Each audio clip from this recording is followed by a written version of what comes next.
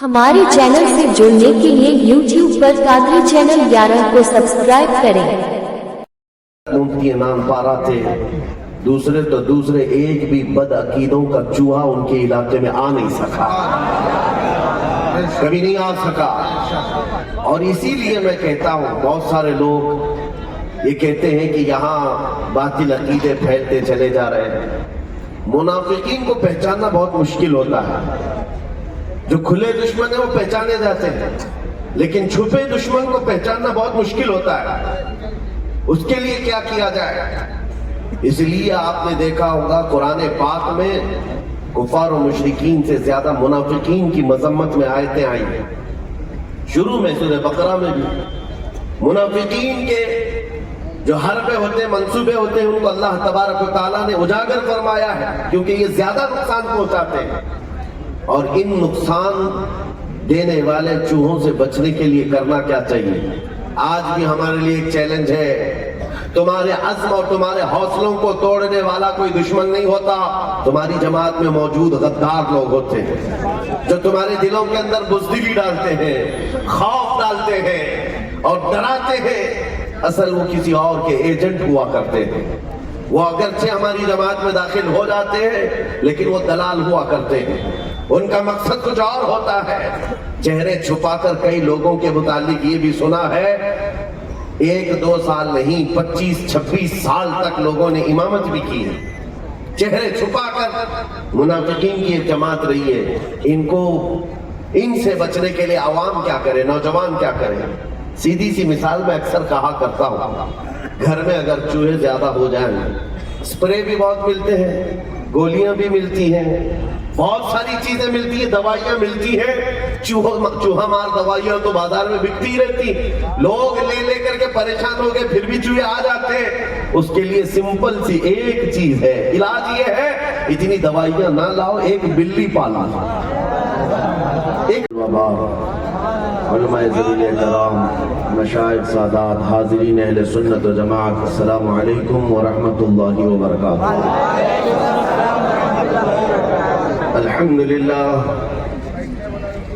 للہ الحنان المنان الذي خلق الانسان وعلمه البيان، والصلاة والسلام على رسوله سيد الانس والجان، وعلى آله وأصحابه ذوي الخير والإحسان، أما بعد فأعوذ بالله من الشيطان الرجيم، بسم الله الرحمن الرحيم، وَلْتَكُمْ مِنْكُمْ أُمَّةٌ يَدْعُونَ إِلَى الْخَيْرِ وَيَأْمُرُونَ بِالْمَعْرُوفِ وَيَنْهَوْنَ عَنِ الْمُنْكَرِ۔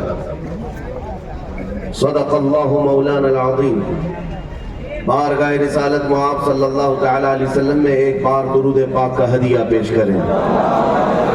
اللہم صلی علی سیدنا و مولانا محمد معدن الجود والکرم وآلہ واصحابہ الکرام وابنہ الکریم وبارک وسلم صلاة دائمة سرمدا ابدا۔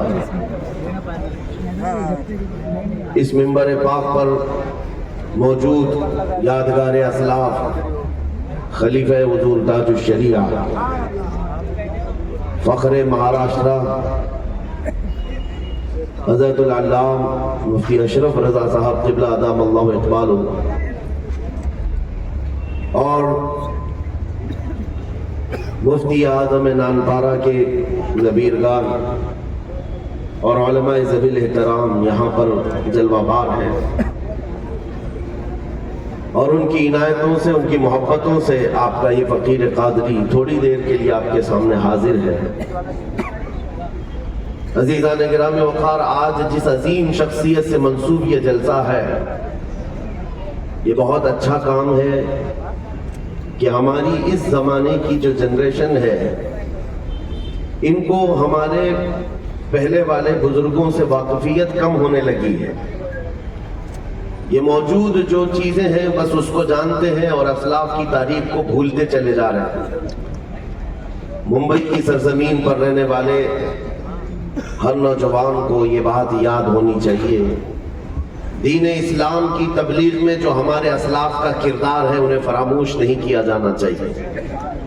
مفتی اعظم نانپارہ، بلبل ہند، حضرت العلام مفتی حضرت رجب علی نانپاروی رحمۃ اللہ تعالی علیہ ایک عظیم عبقری عالم دین تھے، بلکہ وہ اپنے زمانے کے ایسے خطیب تھے جس کو سحر البیان کہا جاتا ہے۔ جب وہ بولتے تھے تو لوگوں کے دلوں کو کھینچ لیا کرتے تھے۔ آج صرف اتنی بات عرض کرنا چاہوں گا، تعرف الاشجار بأثمارها، درخت اپنے پھل سے پہچانا جاتا ہے۔ اس دور میں ایک بہت ہی قیمتی اور بلند آواز جس کو آج کے زمانے میں بھی لوگ جانتے ہیں، مفکر اسلام علامہ قمر الزمان خان اعظمی صاحب، اس عظیم خطیب کو آج کون نہیں جانتا ہندوستان یا پورے بیرون ممالک میں بھی۔ آپ یہ فرماتے ہیں کہ میں نے خطابت کے جوہر اور بہت ساری باتیں مفتی رجب علی نانپاروی سے سیکھا ہے۔ یہ بہت بڑی بات ہے کہ جس کا چرچا آج پوری دنیا میں پھیلا ہوا ہو وہ مفتی نانپارہ کا خوشہ چین ہو، بلکہ آپ فرماتے ہیں کہ 6 مہینے تک میں ان کے مدرسے میں پڑھایا بھی۔ بہرحال بزرگوں کی یاد کے طور پر یہ جلسے منعقد کرنا، اپنی نوجوان نسل میں یہ انفارمیشن منتقل کرنا، ٹرانسفر کرنا ایک عظیم کام ہے، ایک عظیم کام ہے۔ ممبئی کے ان علماء کو میں مبارکباد پیش کرتا ہوں اور ان کے خاندان کے نوجوان علماء کو بھی میں مبارکبادی پیش کرتا ہوں کہ جو خدمات دین کا سلسلہ مفتی رجب علی نانپاروی صاحب کا تھا، اللہ اسے صبح قیامت تک منتقل کرتا رہے اور آپ کی نسل میں جید علماء پیدا ہوتے رہے اور داعیان دین حضور پاک صلی اللہ تعالیٰ علیہ وسلم کی محبت کی طرف بلانے والے ان کی نسل میں ہمیشہ پیدا ہوتے رہے۔ ایک بات ان کی زندگی کی جو مجھے بھا گئی، میں پڑھ رہا تھا، افسوس اس بات کا ہے کہ ہم اپنے زمانے میں انہیں دیکھ نہ سکے، ہم انہیں سن نہ سکے، لیکن اکثر میں اپنے والد گرامی سے ان کے تذکرے سنا کرتا تھا کہ اس زمانے میں اگر خطیب کا نام آتا تو 2 ہی نام آیا کرتے تھے، ایک مفتی رجب علی نانپاروی کا اور دوسرا علامہ مشتاق نظامی کا۔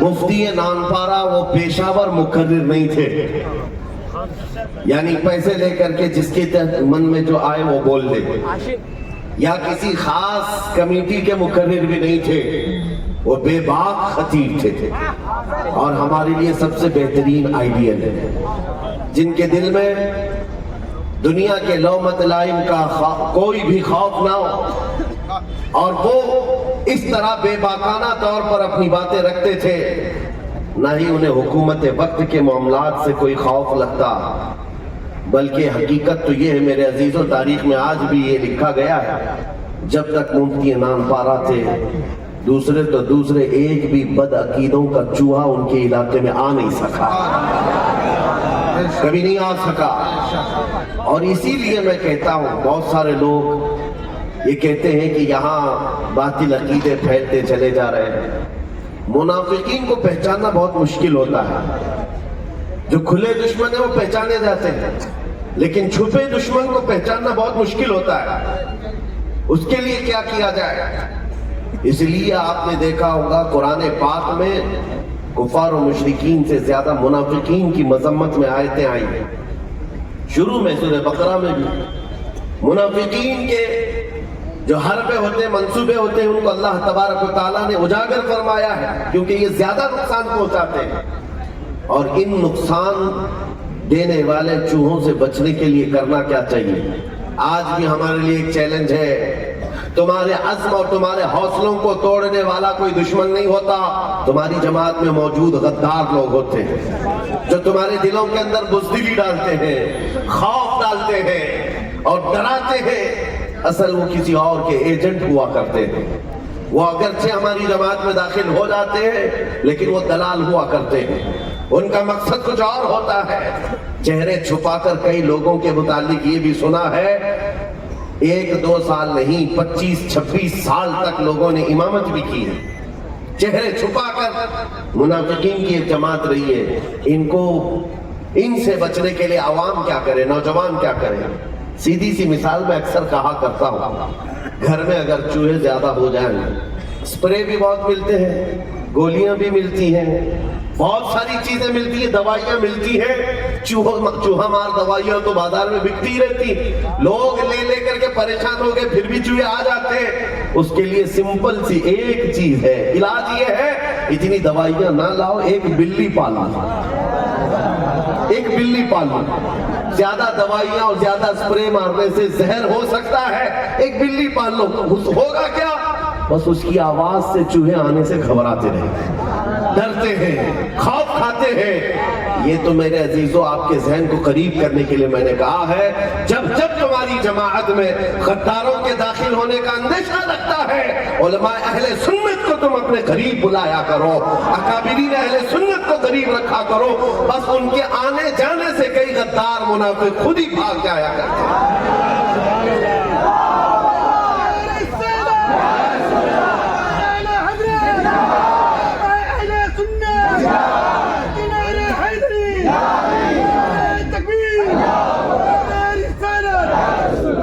جلسوں کا میں پہلے اسی لیے میں دور بھاگتا تھا کہ بڑے فارمیلٹیز ہوتی ہیں، رسم و رواج ہوتے ہیں، بہت سارے معاملات ہوتے ہیں، جلسے رات بھر ہوتے ہیں۔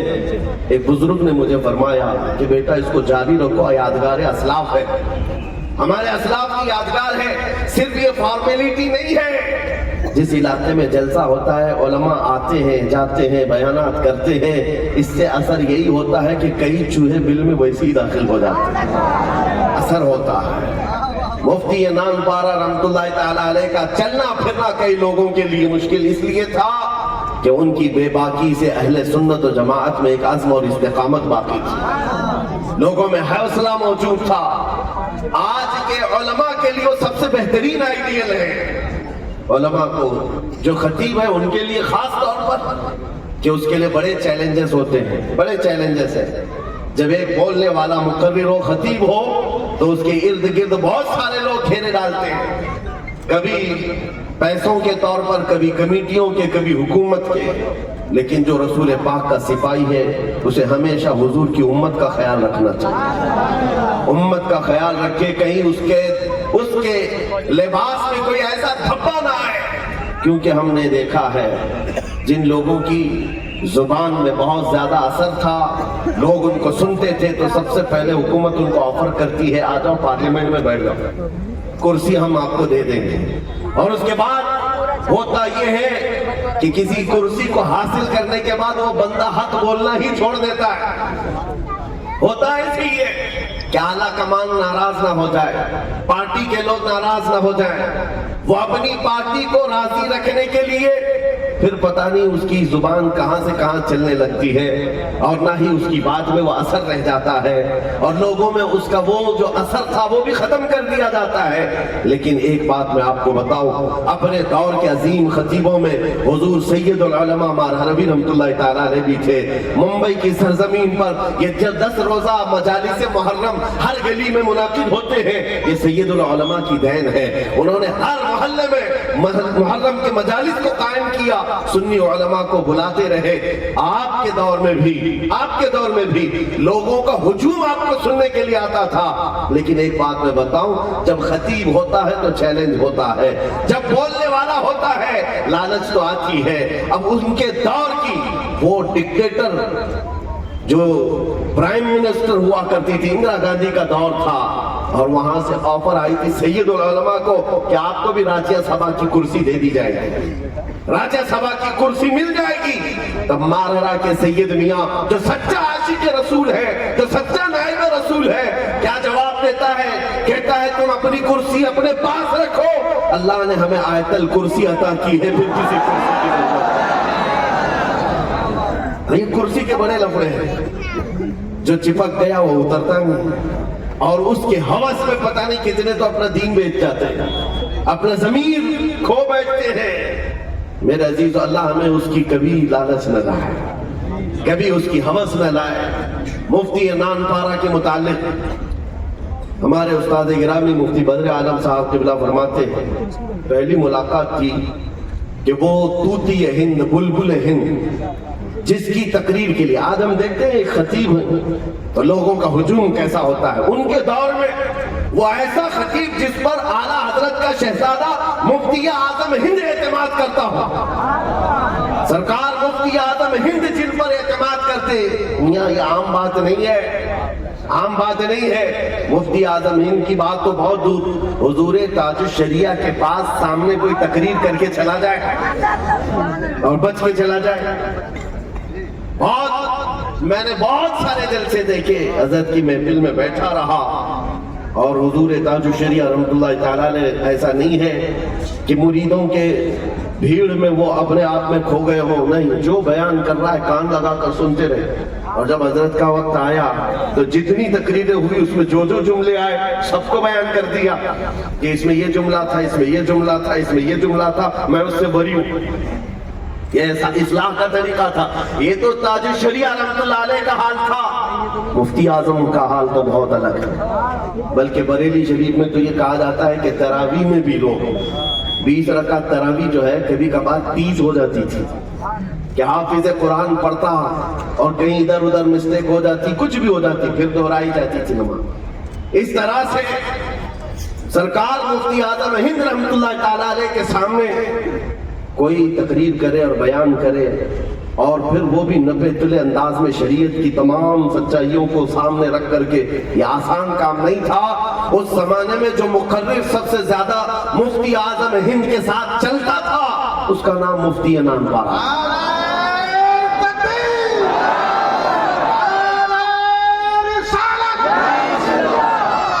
فضا میں لہرا کے نعرے کا جواب دیجیے, نعرہ رسالت, حضرت مفتی نان پارا, غازی ملت. توجہ, میں بات کر رہا تھا پہلی ملاقات. مفتی بدر عالم صاحب نے لکھا ہے کہ سنی بڑی مسجد مدن پورہ میں وہ آئے تھے اور عرس حشمتی چل رہا تھا اور اس وقت مفتی صاحب فرماتے میں اشرفیہ مبارک پور سے آیا, مجمع میں بیٹھا ہوا تھا. ایک دبلے پتلے سادے کپڑے پہنے ہوئے ایک عالم میرے بغل میں بیٹھے تھے. انہوں نے مجھ سے پوچھا مولانا کہاں سے آیا؟ میں نے کہا اشرفیہ مبارک پور سے آیا. مولانا صاحب نے پوچھا مجھ کو, مجمع میں بیٹھے ہوئے تھے اور تقریر کسی کی چل رہی تھی. مولانا صاحب نے مجھ سے پوچھا اچھا مفتی شریف الحق صاحب کے ساتھ آئے آپ؟ کہا ہاں جی. حضرت کیسے ہیں؟ اچھے ہیں. پھر مفتی صاحب کہتے ہیں میں اس مولوی صاحب سے پوچھا آپ کا تعارف؟ کہا مجھے رجب علی نان پروی کہتے ہیں. مجمع میں بیٹھا ہوا نحیف و ناتواں سادے لباس میں, اور مفتی بدر عالم صاحب کہتے ہیں میں اوپر سے نیچے دیکھتا رہا وہ خطیب جس کی سحر البیانی پورے ہندوستان میں ہے اور لوگ جس کی تقریر کے دیوانے ہیں وہ اس طرح سے بیٹھا ہوا ہے. میرے عزیزو, یہ وہ بزرگ ہے جن کے متعلق شاعر نے کہا تھا ارادت ہو تو دیکھ انہیں, نہ پوچھ ان خرقہ پوشوں کو, ارادت ہو تو دیکھ ان کو, یدے بیضا لیے بیٹھے ہیں اپنی آستینوں میں. اللہ کریم نے ان کو حق گوئی جو عطا کی تھی وہ کمال کی تھی. ابھی جو آپ نبی مفتی رجب علی نان پاروی سے سن رہے تھے, خطاب سننا چاہیے. لوگوں میں جو ہلچل ہوتی ہے ایک عجیب کیفیت ہے. ہماری محفلوں سے ادب اور رونق ختم ہونے لگ گئی. روحانیت, اس کی سب سے بڑی وجہ یہ موبائل ہے. ایک بہت بڑی وجہ ہے. لوگ اپنے دل سے حاضر نہیں ہوتے ہیں, ان کو ہر چیز ریکارڈ چاہیے موبائل میں. میاں جب اتنا ہی شوق ہے موبائل ہی کو بھیج دو, آپ گھر میں رہو, موبائل تقریریں سنے گا.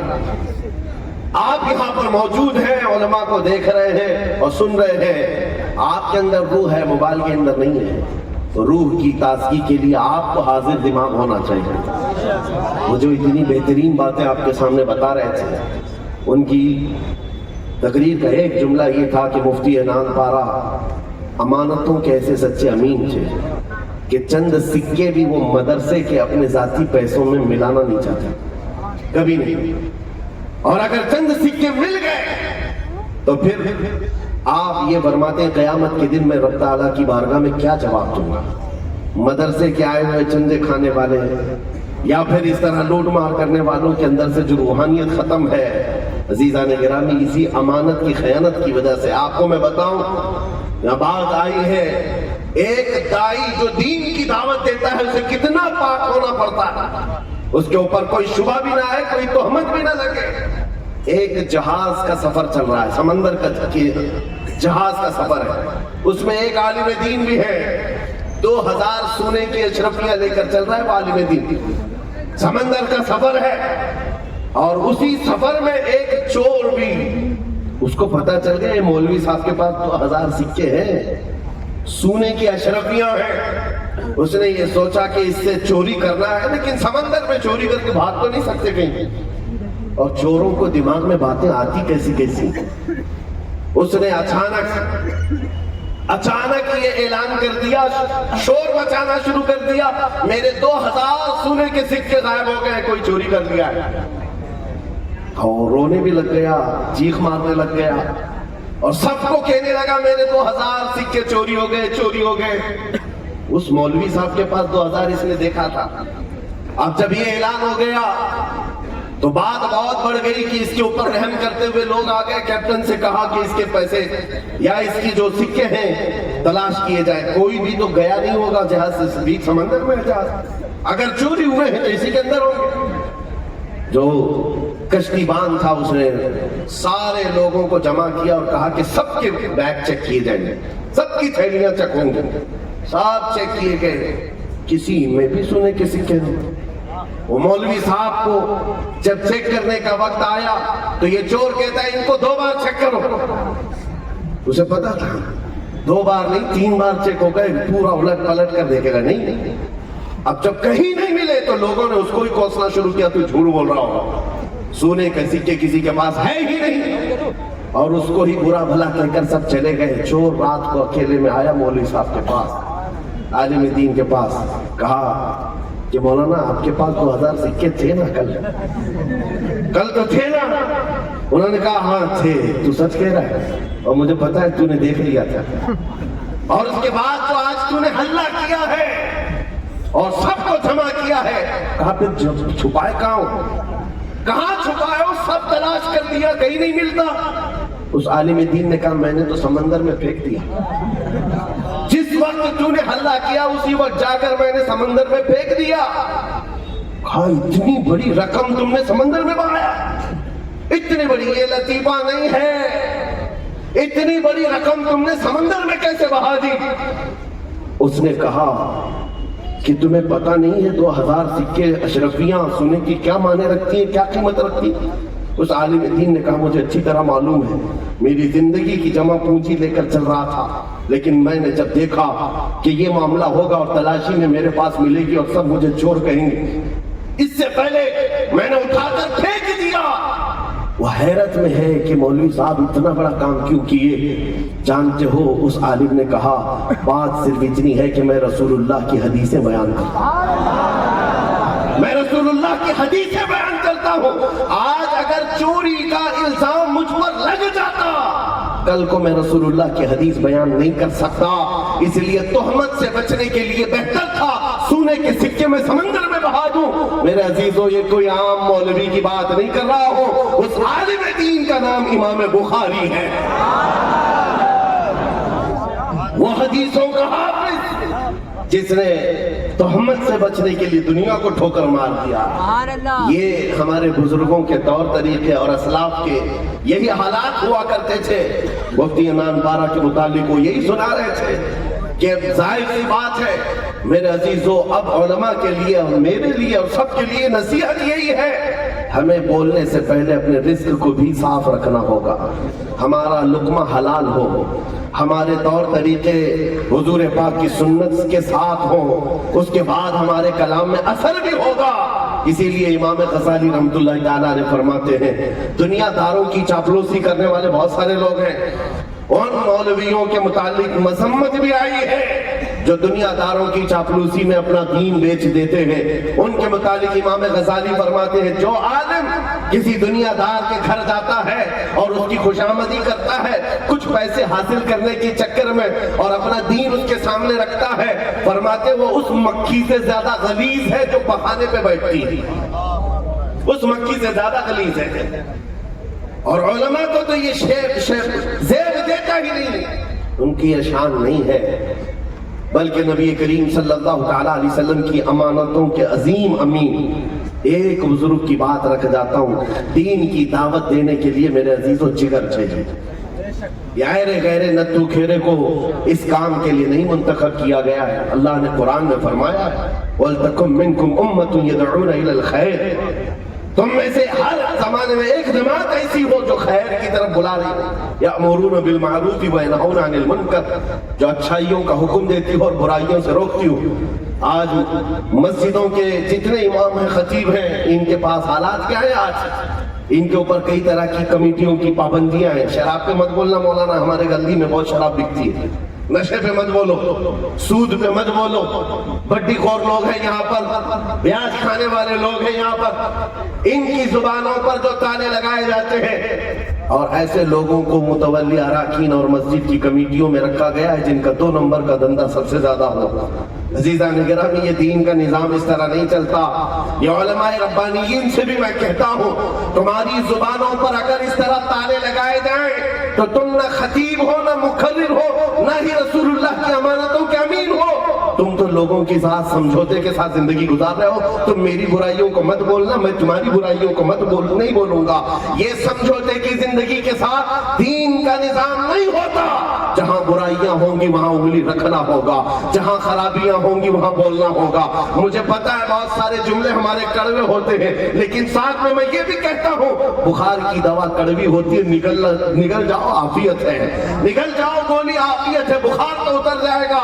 لیکن میرے عزیزوں، علماء کے ساتھ جو آج کے معاملات ہیں، میں کہتا ہوں ٹھوکر مار دو ایسی نوکریوں کو جہاں تمہیں حق بولنے پر پابندی لگائی جائے۔ اور اگر تمہیں یہ لگتا ہے کہ میں یہاں خطابت کے دوران حق بولوں گا میری نوکری چھوٹ جائے گی، میرا معاش کیسے چلے گا، میرے بچوں کو کون دیکھے گا، اپنے اسلاف کی تاریخ پڑھو، اپنے اسلاف کی تاریخ پڑھو، دل کے اندر حوصلہ آئے گا۔ چھوڑ دو ان تمام چیزوں کو، ایک دروازہ یہ بند کریں گے، میرا مولا 70 دروازے اور کھولیں گے۔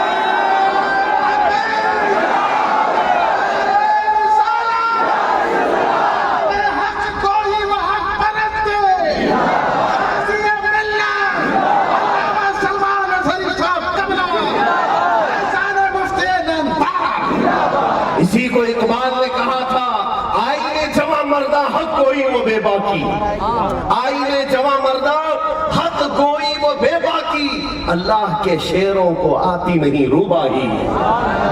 لومڑی بننا یہ اللہ کے شیروں کا کام نہیں ہے۔ دین کی دعوت دینے والوں کو چاہیے کہ وہ بے خوف ہو کر دین کی دعوت دیں۔ آپ کو میں ایک مثال دے کر اپنی گفتگو سمیٹتا ہوں، وقت کے اس عظیم محدث کی بات کر رہا ہوں جس کو 5 لاکھ حدیثیں میرے آقا کی یاد تھی، 5 لاکھ حدیثوں کا حافظ ہے۔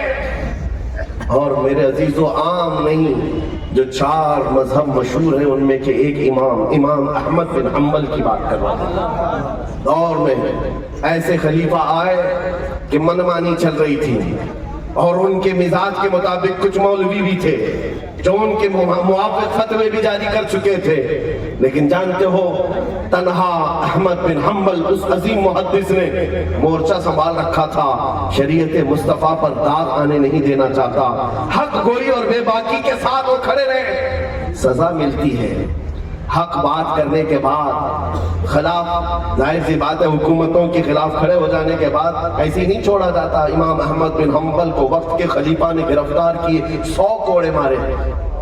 کوڑے یہ کوئی رسی کو نہیں کہتے، چمڑے کا وہ بیلٹ ایک بار لگے تو چمڑا لگ کر کیا جائے، 100 کوڑوں پر تو آدمی کی موت ہوتی ہے، اکثر مر جاتے ہیں۔ برداشت کیا امام احمد بن حنبل نے، ایک کے جانے کے بعد دوسرا آیا، دوسرے نے بھی بلا کر کے کوڑے مروائے، تیسرا آیا، تیسرے نے بھی مارا، لیکن آپ اٹل تھے کہ میں نے جو شریعت مصطفیٰ کا فتویٰ دیا ہے وہ اٹل رہے گا، اس لیے کہ میرے گھر سے نہیں ہے، میرے مصطفیٰ کا دین اس پر قائم رہے اور 300 کوڑے کھائے۔ آج میں آپ کو بتاؤں، آپ فرماتے ہیں میں گلی سے گزر رہا تھا، اس زمانے کا ایک مشہور چور تھا، مجھے راستے میں مل گیا، جس کو چوری کی وجہ سے 1500 کوڑے پڑے ہوئے تھے۔ 1500 کوڑے تھوڑے تھوڑے کر کے ہر بار کھاتا تھا۔ وہ مل گیا، کہا احمد بن حنبل آپ ہو؟ کہا 300 کوڑے اب تک لگ چکے آپ کو؟ کہا مجھے دیکھو میں 1500 کھا چکا ہوں، ہاں میں 1500 کوڑے کھا چکا ہوں، لیکن چوری ابھی بھی نہیں چھوڑا، ابھی بھی چوری کرتا ہوں۔ لیکن میرے عزیز تو یہ بھی ہنسنے کی بات نہیں، امام احمد بن حنبل سے وہ کہتا ہے میں 1500 کوڑے کھا کر چوری جیسی چیز نہیں چھوڑا، 300 کوڑے کھا کر آپ شریعت مصطفیٰ کبھی نہ چھوڑنا، آپ نہ گھبرانا۔ میرے عزیزو اس نے تو یہ حوصلہ دیا ہے، اس نے تو یہ ہمت دیا ہے، جب سزا کاٹ کر آج کے زمانے میں بھی برائیاں نہیں چھوڑی جاتی ہیں تو علماء صرف سزا کے ڈر سے حق بات کیوں چھوڑ دیں، سزا کے ڈر سے صرف حق بات کیوں دبا دے؟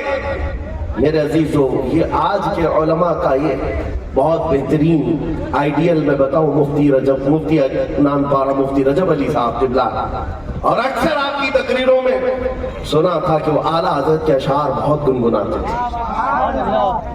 امام اہل سنت فاضل بریلوی کے اشعار، جس میں آپ چونکہ وہ نانپارہ کے تھے اور نانپارہ کے متعلق اعلیٰ حضرت کا جو فرمان تھا، کرو مدح اہل دول رضا، پڑے اس بلا میں میری بلا، میں گدا ہوں اپنے کریم کا، میرا دین پارہ نہ نہیں۔ اعلیٰ حضرت نے بدل کر کے اس کو جو فرمایا تھا وہ آپ گنگناتے تھے۔ میرے عزیزو نانپارہ بہرائچ کے قریب ایک علاقہ ہے نانپارہ، اور وہاں سے ایک صاحب اعلیٰ حضرت کے پاس آئے تھے، انہوں نے کہا تھا کہ ہمارے سیٹھ صاحب کی شان میں بھی کچھ اشعار لکھ دیجئے۔ اعلیٰ حضرت کبھی اپنے قلم کو سیٹھوں کے لیے استعمال نہیں کرتے، نہ ہی دنیا داروں کے لیے استعمال کرتے۔ جب اعلیٰ حضرت کے پاس انہوں نے عریضہ پیش کیا تو جانتے ہو اعلیٰ حضرت نے کیا لکھا تھا؟ وہ کمال حسن حضور ہے کہ گمان نقص جہاں نہیں، یہی پھول خار سے دور ہے، یہی شمع ہے کہ دھواں نہیں، تیرے آگے یوں ہے دبے لچے فصحا عرب کے بڑے بڑے، کوئی جانے منہ میں زبان نہیں بلکہ جسم میں جان نہیں، کروں تیرے نام پہ جان فدا، نہ بس ایک جان دو جہاں فدا، دو جہاں سے بھی نہیں جی بھرا، کروں کیا کروڑوں جہاں نہیں۔ بارگاہ مصطفیٰ میں گنگناتے رہے اور اخیر میں اعلیٰ حضرت نے کہا کروں مدح اہل دول رضا، اہل دول کہے دولت والوں کی تعریف کرے گا وہ بھی رضا، میں گدا ہوں اپنے کریم کا، میں گدا ہوں اپنے کریم کا۔ اور پھر کہا میرا دین پارے نان نہیں، نان پارا کو پارے نان کر دیا۔ پارے نان فارسی میں روٹی کے ٹکڑے کو کہتے ہیں، اعلیٰ حضرت کہتے ہیں میرا دین روٹی کا ٹکڑا نہیں ہے، اس کی لکھا اس سے کچھ لے لیا، اس کی تعریف کیا اس سے کچھ لے لیا، میں گدا ہوں اپنے کریم کا، جو ملا تم سے ملا یا رسول اللہ، خلق کے حاکم ہو تم، رزق کے قاسم ہو تم، جو ملا تم سے ملا، تم پہ کروڑوں درود۔ اعلیٰ حضرت کا ہی یہ مسلک تھا، بٹتی ہے کونین میں نعمت رسول اللہ کی۔ بس اس بات پر میں ختم کرتا ہوں، اللہ کریم ہمیں مفتی نان پارا کے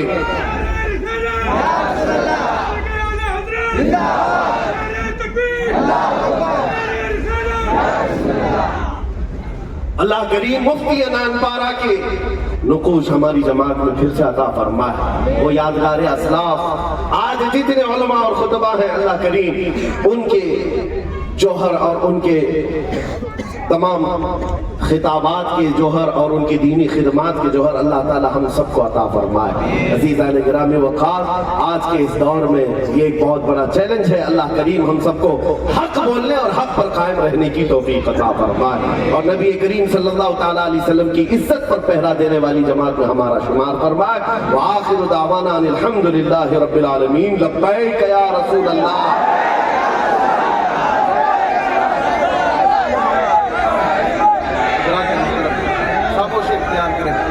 حضرات خاموشی اختیار کریں۔ مجاہد سنی جد، خاضی تحفظ ناموس رسالت، آبرو اہل سنت، علامہ سلمان اظہری صاحب قبلہ مدد علی کا خطاب آپ نے سماعت فرمایا۔ میرے بھائیو تشنگی ابھی باقی ہے، میں دیکھ رہا ہوں میرے بھائیوں کہ آپ کا جوش اور جذبہ میرے بھائیوں بالکل ایسا ہی ہے جیسا کہ میرے بھائیوں آپ ابھی یہاں پر تشریف لائے ہیں میرے بھائیوں، لیکن وقت کی قلت دامن کی